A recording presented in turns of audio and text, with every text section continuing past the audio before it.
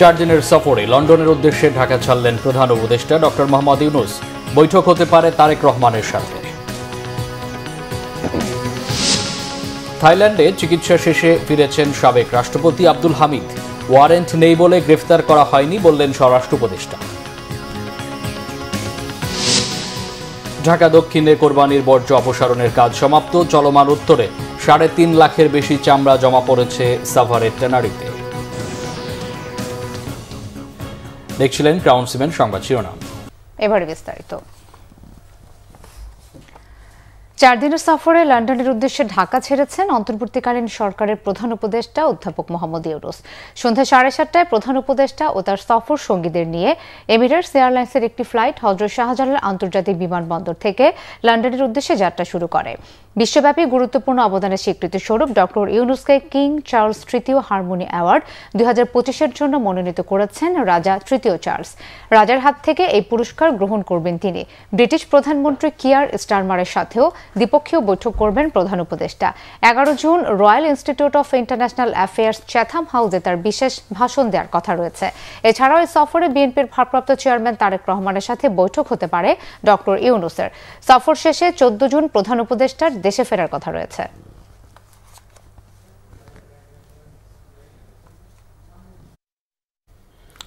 থাইল্যান্ডে চিকিৎসা শেষে দেশে ফিরেছেন আওয়ামী লীগ সরকারের সাবেক রাষ্ট্রপতি আব্দুল হামিদ। রবিবার দিবাগত রাত 1:30টায় থাই এয়ারওয়েজের একটি ফ্লাইটে তিনি ঢাকায় আসেন। হযরত শাহজালাল আন্তর্জাতিক বিমানবন্দরের নির্বাহী পরিচালক group captain SM. Rakib Samad জানান, আব্দুল হামিদ সাধারণ যাত্রীর মতোই দেশে এসেছেন, কোনো প্রোটোকল চাননি। ফ্লাইট থেকে হুইল চেয়ারে করে আব্দুল হামিদকে নামিয়ে আনা হয়। তার মুখে মাস্ক ও পরনে ছিল শার্ট লুঙ্গি। এ সময় তার সঙ্গে ছিলেন ছোট ছেলে রিয়াদ আহমেদ ও শ্যালক ডাক্তার নৌশাদ খান। গণঅভ্যুত্থানে শেখ হাসিনা ও তার দল আওয়ামী লীগের পতনের 9 মাস পর গত 8 মে চিকিৎসার জন্য ব্যাংককের উদ্দেশ্যে ঢাকা ছাড়েন আব্দুল হামিদ। তার দেশ ছাড়া নিয়ে তখন আলোচনা সমালোচনার ঝড় ওঠে। এদিকে স্বরাষ্ট্র উপদেষ্টা মোহাম্মদ জাহাঙ্গীর আলম চৌধুরী জানিয়েছেন, তদন্তে দোষী প্রমাণ হলে আইনের আওতায় নেওয়া হবে তাকে। কেউ নির্দোষ হলে কেন সাজা হবে এমন প্রশ্ন করে তদন্তে অপরাধ মোটামুটি প্রমাণিত না হওয়ার আগ পর্যন্ত কাউকে গ্রেফতার করা হবে না বলেও জানান স্বরাষ্ট্র উপদেষ্টা। কিন্তু সবসময় বলছেন নির্দোষীরা যেন কোনো অবস্থায় সাজা না পায়, এই জন্য আমাদের ইনভেস্টিগেশনটা করতে দেন। যদি ইনভেস্টিগেশন করার পর যেই দোষী হোক না কেন কাউরই আইনের বাইরে থাকা হবে না, তারা আমরা অবশ্যই আইনের আওতায় নিয়ে যাব। বিএনপির জাতীয় স্থায়ী কমিটির সদস্য সালাউদ্দিন আহমেদ বলেছেন, দেশে যত শিগগিরই সম্ভব সুষ্ঠু ও নিরপেক্ষ নির্বাচনের মাধ্যমে রাজনৈতিক ও গণতান্ত্রিক সরকার প্রতিষ্ঠা করতে চায় বিএনপি। বিকেলে কক্সবাজারের পেকুয়া উপজেলা বিএনপির নবনির্মিত কার্যালয় উদ্বোধন শেষে এক সমাবেশে তিনি একথা বলেন। এ সময় সালাউদ্দিন আহমেদ আরও বলেন, বাংলাদেশে ফ্যাসিবাদী আওয়ামী লীগের একদলীয় শাসনের অবসান হলেও তারা দেশে এবং বিদেশে বসে নানা ষড়যন্ত্র করছে। তারা বিভিন্ন উস্কানিমূলক বক্তব্য দিয়ে দেশে অস্থিতিশীল পরিস্থিতি সৃষ্টি করার পায়তারা করছে। ষড়যন্ত্র মোকাবেলায় সকল গণতান্ত্রিক শক্তিকে ঐক্যবদ্ধ থাকার আহ্বান জানান বিএনপির এই নেতা। যে কোনো ইস্যুতে ধর্ম ও শহীদদের টেনে এনে দু একটি রাজনৈতিক দল সরকারের উপর প্রভাব বিস্তার করছে, এমন অভিযোগ বিএনপির সিনিয়র যুগ্ম মহাসচিব রুহুল কবির রিজভীর। তিনি বলেন, পরিকল্পিত এজেন্ডা বাস্তবায়নের অংশ এটি। নয়াপল্টন বিএনপির কেন্দ্রীয় কার্যালয়ে সাংবাদিকদের সাথে আলাপে একথা জানান রুহুল কবির রিজভী। তিনি বলেন, জনগণের আবেগকে ধারণ করলে সরকার বিতর্কিত হবে না, তবে বিশেষ কোনো দলকে সুবিধা দিতে গেলে সরকারের প্রতি মানুষের আস্থা নষ্ট হবে। সাধারণ মানুষ কি স্বাচ্ছন্দ্যে ঈদ করতে পেরেছে কিনা প্রশ্নও করেন রিজভী। চাঁদাবাজ দখলদারদের কেন ধরা হচ্ছে না এমন প্রশ্নও করেন তিনি। বলেন, সব অন্যায়ের বিপক্ষে বিএনপির অবস্থান। কর্তৃত্ববাদী ফ্যাসিবাদের শাসনের অবসান চাই। আমরা প্রত্যেকেই যে কোনো একটা ইস্যুতে ধর্মকে টেনে নিয়ে আসা হয়, শহীদকে টেনে নিয়ে আসা হয়, রক্তকে টেনে নিয়ে আসা হয়। এটার উদ্দেশ্য হচ্ছে একটা পরিকল্পিত এজেন্ডার মধ্যে দিয়ে সেই রাজনৈতিক দল দুই একটি এই কথাটি বলছেন এবং সরকারের উপর তারা প্রভাব বিস্তার করছেন বলে আমার মনে হয় এবং সরকারকে তাদের পথে নিয়ে আসার চেষ্টা করছেন। জাতীয় নাগরিক পার্টির উত্তরাঞ্চলের মুখ্য সমন্বয়ক সার্জিস আলম বলেছেন, দৃশ্যমান সংস্কার হলে এপ্রিলে নির্বাচন নিয়ে কোনো দ্বিমত থাকবে না। পঞ্চগড় শহরের চৌরঙ্গি মোড়ে সাংবাদিকদের প্রশ্নের জবাবে একথা বলেন সার্জিস আলম। এ সময় অন্তর্বর্তীকালীন সরকারকে নির্বাচনকালীন সংস্কার ও বিচারিক প্রক্রিয়া নিশ্চিত করার আহ্বান জানান। এ সময় তার সাথে ছিলেন জাতীয় নাগরিক পার্টির দক্ষিণাঞ্চলের মুখ্য সংগঠক হাসনাত আবদুল্লাহ, দলের পঞ্চগড় সদর উপজেলার সমন্বয়ক তানভীরুল বাড়ি নয়ন সহ এনসিপির স্থানীয় নেতাকর্মীরা।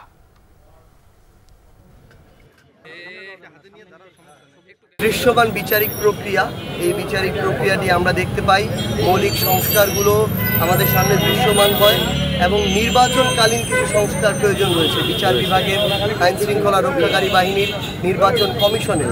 এগুলো সম্পন্ন হলে এপ্রিলে নির্বাচন নিয়ে আমাদের কোনো দ্বিমত নেই। বাংলাদেশের এই নির্বাচনে আমরা লেভেল প্লেয়িং একটি ফিল্ড দেখতে চাই, যেখানে ছোট দল হোক বড় দল হোক সবাই তাদের জায়গা থেকে স্বচ্ছ এবং এই সুষ্ঠু একটি নির্বাচনে একদম স্বয়ংক্রিয় এবং স্বয়ংসম্পূর্ণভাবে এই নির্বাচনগুলোতে তারা অংশগ্রহণ করতে পারবে। প্রধান উপদেষ্টার নির্বাচনের রোডম্যাপ যেন অনিশ্চিত হয়ে না পড়ে সেই বিষয়ে লক্ষ্য রাখার তাগিদ দিয়েছেন জামাত ইসলামের আমির ডাক্তার শফিকুর রহমান। পাশাপাশি নির্বাচনে যুবক ও প্রবাসীদের ভোট নিশ্চিতের দাবিও জানিয়েছেন তিনি। মৌলভীবাজারের বড়লেখায় জামাত আয়োজিত ঈদ পুনর্মিলনী অনুষ্ঠানে তিনি এসব কথা বলেন। অভিযোগ করেন, প্রবাসীদের রেমিটেন্স যোদ্ধা বলা হলেও নাগরিকত্বের প্রথম অধিকার ভোট থেকে বঞ্চিত হচ্ছেন তারা, যেটা ঠিক নয়, আর এটা মেনে নেওয়া হবে না বলেও জানান ডাক্তার শফিকুর রহমান। এই নির্বাচন যাতে সুষ্ঠু হয়, জনগণ যাতে তার পছন্দের আদর্শ ব্যক্তি এবং দলকে বাছাই করে নিতে পারে, তার সপক্ষে নিজের ভোট দিতে পারে, এই জন্য দেশবাসী অবশ্যই আমরা সবাই মিলে পাহারাদারের ভূমিকা পালন করব। এবারের ঈদে নিরাপত্তা ব্যবস্থা ভালো ছিল বলে দাবি করেছেন স্বরাষ্ট্র উপদেষ্টা মোহাম্মদ জাহাঙ্গীর আলম চৌধুরী। ঈদের তৃতীয় দিনেও রাজধানী অনেকটাই ফাঁকা, মহানগরীতে এখনও চলছে ছুটির আমেজ। যানবাহনের সংখ্যা খুবই কম, হাতে গোনা ব্যক্তিগত গাড়ি চলছে, যাত্রী সংখ্যা কম থাকায় গণপরিবহনের সংখ্যা কম, তবে রিকশার দখলে রাজপথ। ঈদে ফাঁকা নগরীর নিরাপত্তায় সন্তুষ্টির কথা জানান স্বরাষ্ট্র উপদেষ্টা। সোমবার সকালে রাজধানী যাত্রাবাড়ি পরিদর্শনে গিয়ে তিনি বলেন, আইন শৃঙ্খলা পরিস্থিতির অবনতি ঘটার মতো বড় কোনো ঘটনা ঘটেনি ঈদকে কেন্দ্র করে, দু একটি চুরি ছাড়া। ভারতসহ বিশ্বের বিভিন্ন দেশে করোনা ভাইরাসের সংক্রমণ বাড়ার পরিপ্রেক্ষিতে স্বাস্থ্য অধিদপ্তরের নির্দেশনা অনুযায়ী চট্টগ্রাম শাহ আমানত আন্তর্জাতিক বিমানবন্দর কর্তৃপক্ষ ইমিগ্রেশন ও স্বাস্থ্য ডেস্কে নানান উদ্যোগ নিয়েছে। শাহ আমানত আন্তর্জাতিক বিমানবন্দরের প্রকৌশলী মোহাম্মদ ইব্রাহিম খলিল জানিয়েছেন, আন্তর্জাতিক আগমনী হলে ইমিগ্রেশনের প্রবেশস্থলে হেলথ স্ক্রিনিং ইকুইপমেন্ট বসানো হয়েছে। বিমানবন্দরের মেডিকেল টিমের সহযোগিতায় থার্মাল স্ক্যানারের মাধ্যমে নন টাচ পদ্ধতিতে বিমানবন্দরে আগত যাত্রীদের তাপমাত্রা নির্ণয়ের ব্যবস্থাও নেওয়া হয়েছে। এছাড়া বিমানবন্দরের টার্মিনালের স্পর্শকাতর পয়েন্টগুলোতে সবার জন্য মাস্ক ব্যবহারের জরুরি নির্দেশনা দেওয়া হয়েছে। এদিকে সম্প্রতি করোনা ভাইরাসে 5 জন মারা যাওয়ায় সংক্রমণ রোধে সিলেট স্বাস্থ্য অধিদপ্তরের নির্দেশনা অনুযায়ী রেলওয়ে স্টেশনের সতর্কতা বাড়ানো হয়েছে। রেলে যাতায়াতকারী যাত্রীদের অবগতির জন্য সচেতনতা বিষয়ক মাইকিং, মাস্ক ব্যবহারের উপর জোর দিচ্ছেন রেল কর্তৃপক্ষ।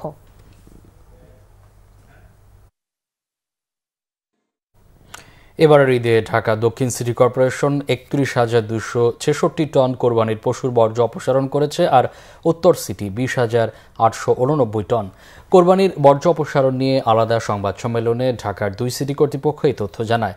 ঢাকা দক্ষিণ বর্জ্য অপসারণের সমাপ্তি টানলেও চলমান রেখেছে উত্তর সিটি। ঈদের তৃতীয় দিনের মাথায় আনুষ্ঠানিকভাবে কুরবানির পশুর বর্জ্য অপসারণ নিয়ে আলাদা সংবাদ সম্মেলন করে ঢাকার 2 সিটি কর্পোরেশন।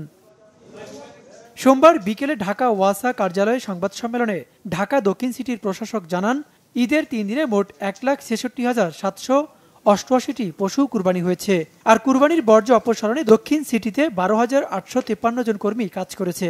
ঢাকা দক্ষিণের মোট 75টি ওয়ার্ডের 31,266 টন বর্জ্য অপসারণ করার কথা জানান তিনি। আমাদের প্রায় 12,853 জন কর্মী কাজ করেছেন এবং 2079টি যানবাহন আমরা ব্যবহার করেছি, আর আমাদের যন্ত্রচালিত বিশেষ ইকুইপমেন্ট 344টি আমাদের এই কাজে নিয়োজিত ছিল। 12 ঘন্টার ভিতরে শতভাগ বর্জ্য অপসারণ করা এবং পরের দ্বিতীয় এবং তৃতীয় দিনের বর্জ্য অপসারণ করা, এবং এখনও আমাদের কর্মীরা কিন্তু মাঠে আছে তারা বর্জ্য কালেকশন করতেছে। একই দিন বিকেলে কুরবানির বর্জ্য ব্যবস্থাপনা নিয়ে উত্তর সিটিতে সংবাদ সম্মেলন করেন প্রশাসক। এবার উত্তর সিটিতে মোট 4,67,000 পশু কুরবানি হয়েছে। 20,889 টন বর্জ্য অপসারণ করার কথা জানায় ঢাকা উত্তর সিটি কর্পোরেশন। আজকে 2টা পর্যন্ত যদি আমরা আমাদের হিসাব ধরি, 2টা পর্যন্ত আমরা 20,889 টন বর্জ্য উৎপাদিত হয়েছে, যেটা আমরা কালেক্ট করতে পেরেছি এবং ল্যান্ডফিলে আমরা ডাম্প করতে পেরেছি। এখনও তো ময়লা জেনারেট হচ্ছে, এটা হচ্ছে একটা বড় বিষয়, কারণ আজকে বিকালেও কিছু কোরবানি হবে অনেক জায়গায়।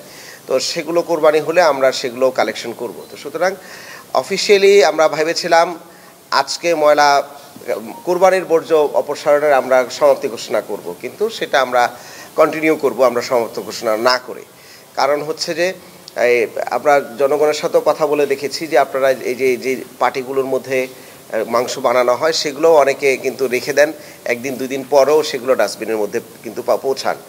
অনেক জায়গায় এখনো বর্জ্য রয়েছে, তাই বর্জ্য অপসারণ কার্যক্রম চলমান থাকবে বলে জানান তিনি। ওবায়দুল্লাহ মামুন, বাংলা ভিশন, ঢাকা।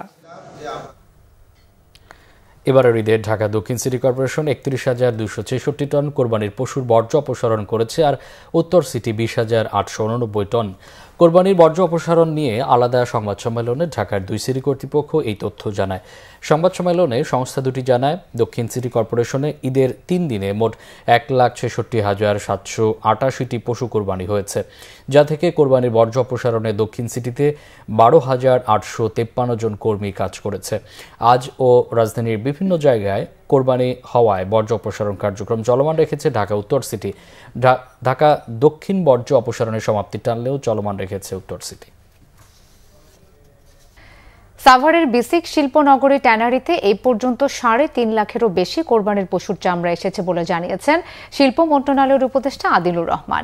সাভারের হেমায়েতপুরের বিসিক শিল্পনগরীর হল রুমে দুপুরে ট্যানারি মালিকদের সাথে মতবিনিময় সভায় তিনি এই তথ্য জানান।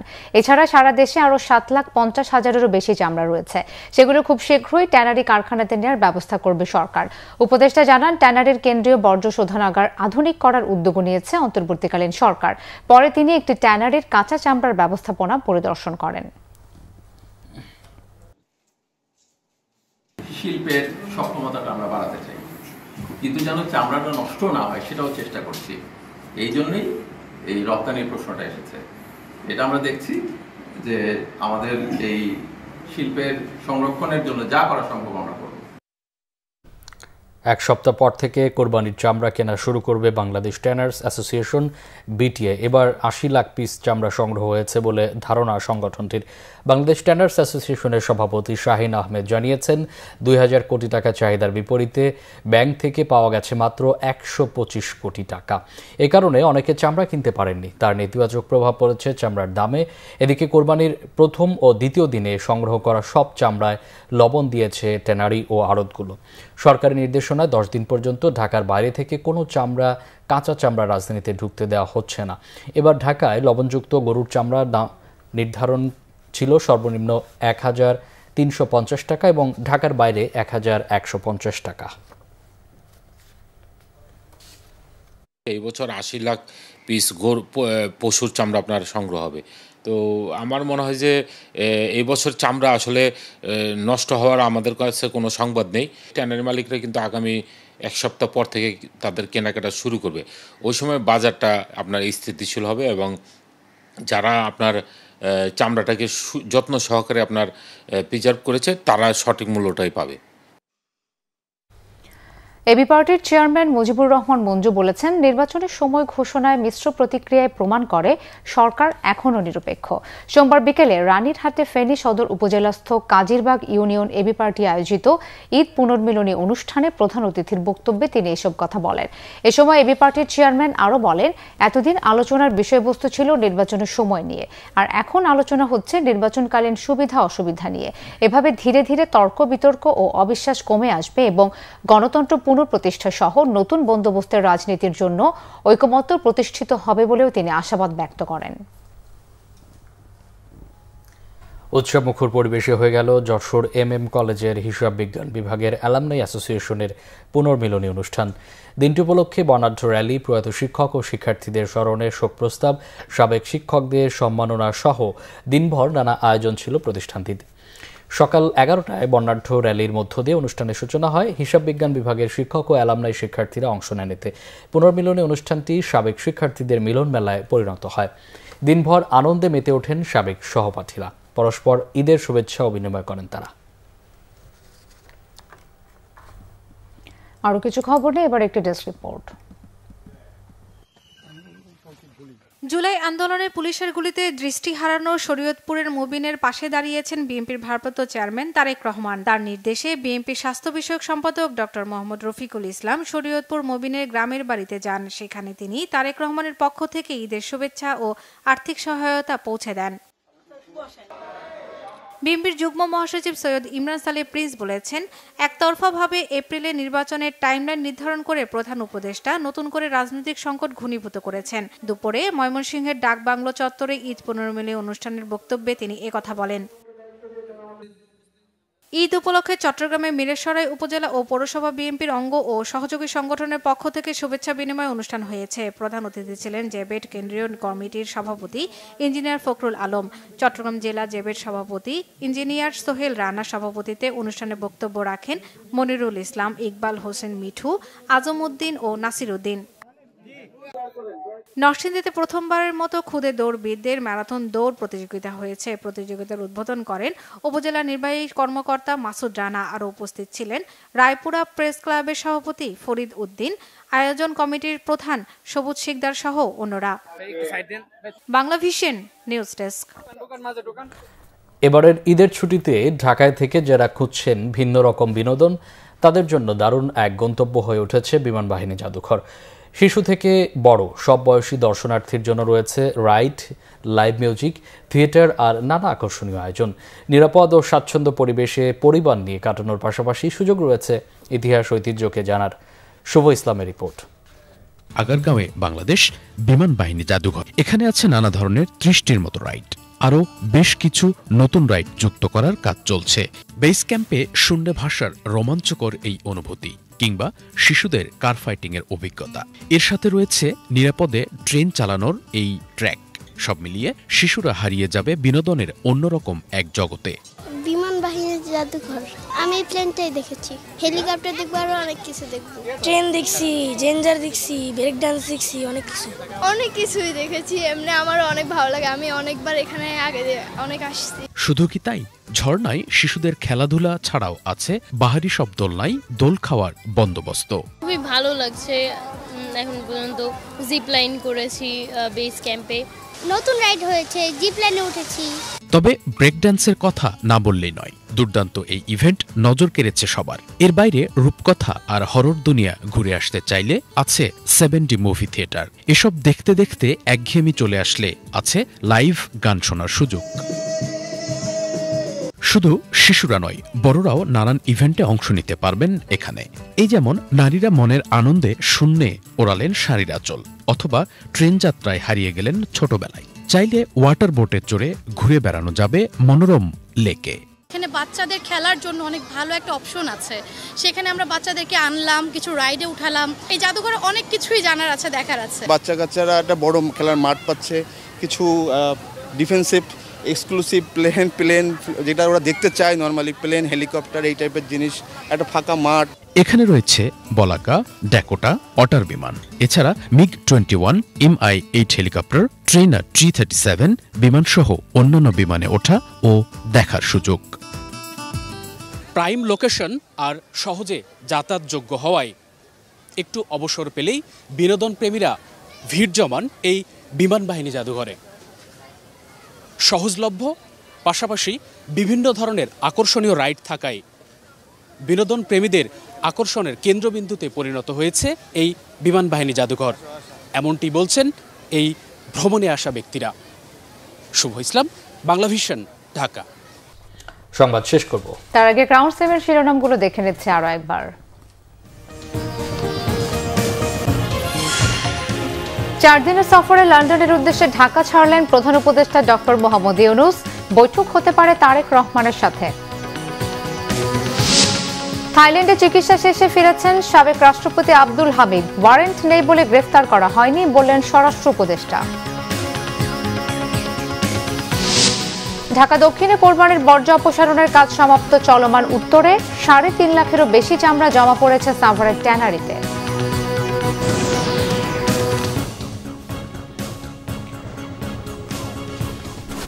এই ছিল এখনকার মতো। পরের সংবাদ রাত 1টায় দেখার আমন্ত্রণ রইল। এছাড়া বাংলা ভিশন সংবাদ ও সংবাদ সংশ্লিষ্ট অনুষ্ঠান দেখতে ভিজিট করুন www.bfnews24.com ও facebook.com/banglavisionnews এবং সাবস্ক্রাইব করুন youtube.com/banglavisionnews। এতক্ষণ সাথে থাকায় অসংখ্য ধন্যবাদ। ধন্যবাদ। শুভরাত্রি।